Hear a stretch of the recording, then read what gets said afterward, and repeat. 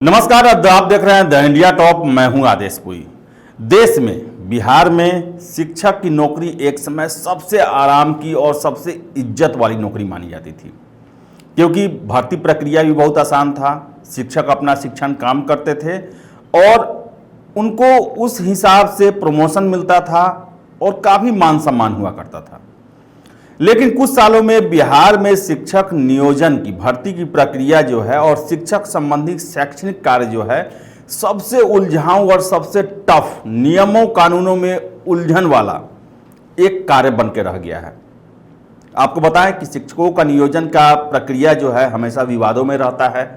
नियोजन केंद्रों को रद्द किया जाता है। जो अभ्यर्थी हैं वो नियोजन केंद्र या फिर पटना की सड़कों पर धरना प्रदर्शन करते रहते हैं। आपको बताते चले कि कुछ दिन पहले ही बिहार सरकार ने प्रिंसिपल और प्रधान शिक्षक के लिए कुछ नियम बनाए। इसमें नियम बनाए गए जिसमें रखा गया कि +2 के जो शिक्षक हैं उनके लिए 8 साल का एक्सपीरियंस चाहिए और हाई स्कूल के लिए जो है वो 10 सालों के लिए एक्सपीरियंस चाहिए और इसके बाद वो बीपीएससी द्वारा होने वाली परीक्षा में शामिल हो सकेंगे।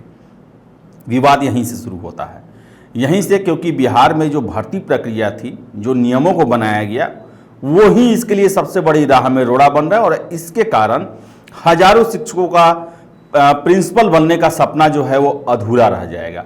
और किसी भी शिक्षक का प्रिंसिपल बनना एक सपना होता है कि किसी स्कूल में पढ़ाते थे, वो वर्ग में क्लास लेते थे, वहाँ के वो प्रिंसिपल बने। आपको बताएं कि अभी एक खबर चल रही है जिसमें ये दिया जा रहा है, बहुत सारे मीडिया रिपोर्ट्स आ रहे हैं कि अब जो है बहुत सारे शिक्षकों का प्रधानाध्यापक बनने का सपना ही रह जाएगा। पूरा खबर विस्तार में आपको बताते हैं। राज्य के प्राथमिक विद्यालयों में प्रधान शिक्षकों की होने वाली नियुक्ति में शिक्षक पात्रता परीक्षा पास पहली से 5वीं कक्षा तक अधिकांश शिक्षक छट जाएंगे। ऐसे शिक्षकों की तादाद हजारों में है। प्रदेश में प्रारंभिक विद्यालयों में शिक्षकों की बहाली के लिए शिक्षक पात्रता परीक्षा पहली बार 2011 में हुई। उसका रिजल्ट साल 2012 में आया।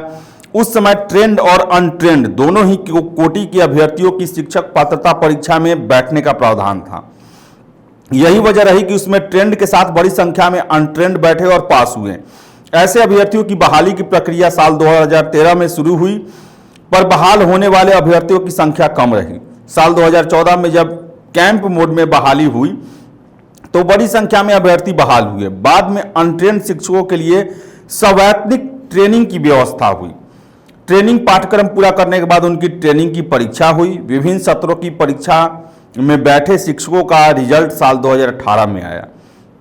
पहली से 5वीं तक के ऐसे शिक्षक प्रधान शिक्षकों की बहाली के लिए होने वाली परीक्षा में बैठने हेतु इसलिए आवेदन नहीं कर पाएंगे कि उनके लिए 8 वर्षों के शिक्षण अनुभव की अनिवार्यता है।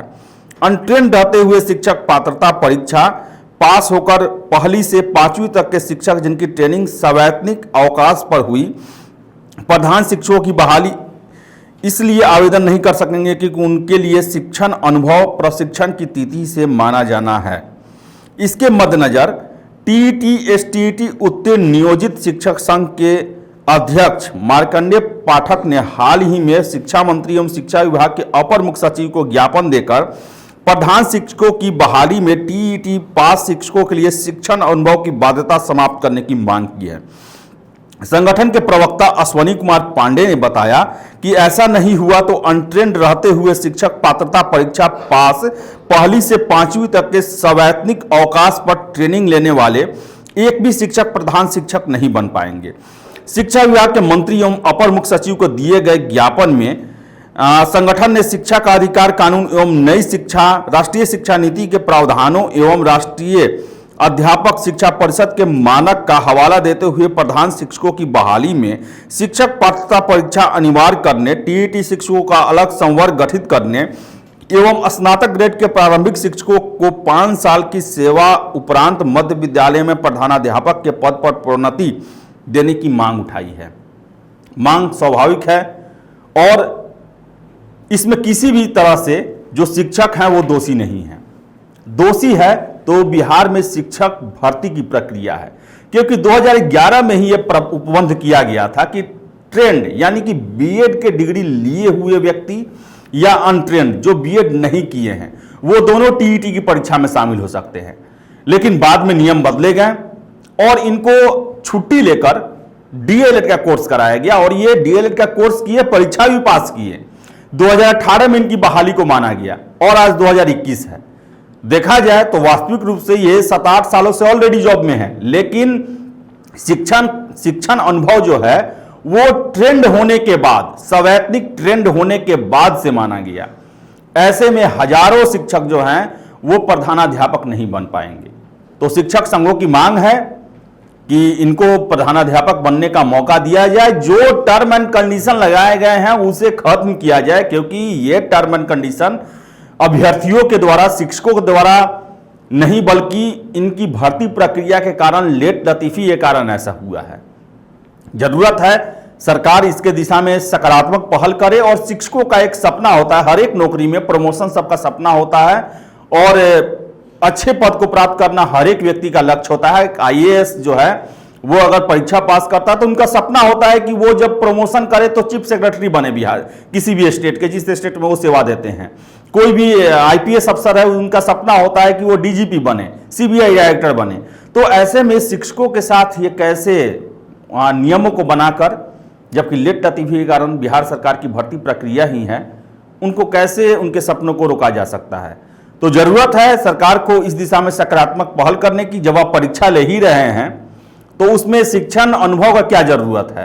अगर शिक्षक उस योग्य होंगे कि वो प्रधानाध्यापक 3 साल के ही शिक्षण कार्य के दौरान बन सकते हैं, तो उन्हें प्रधानाध्यापक बनने का मौका दिया जाए। उनके प्रबंधन का, उनके कुशलता का, उनके विवेक का उपयोग किया जाए, ताकि बिहार में जो चरमराई शिक्षा व्यवस्था है उसको पटरी पर फिर से लाया जा सके। और ये शिक्षक जो हैं, अगर ये परीक्षा पास करके प्रधानाध्यापक बनते हैं तो ये एक सेनापति बन सकते हैं बिहार में अच्छे शैक्षणिक व्यवस्था का।